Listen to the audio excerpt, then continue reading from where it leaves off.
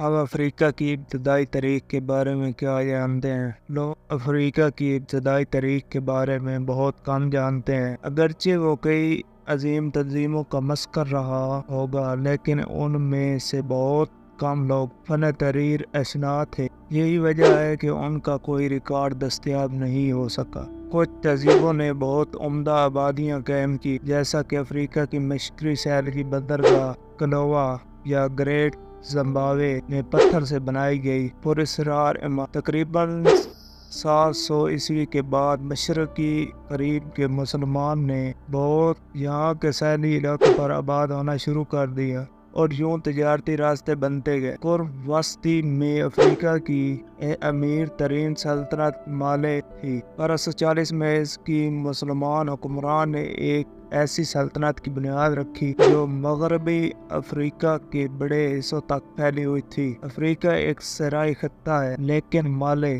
سونے جیسی قیمتی دھات کی بدولت مالا مال ہوا۔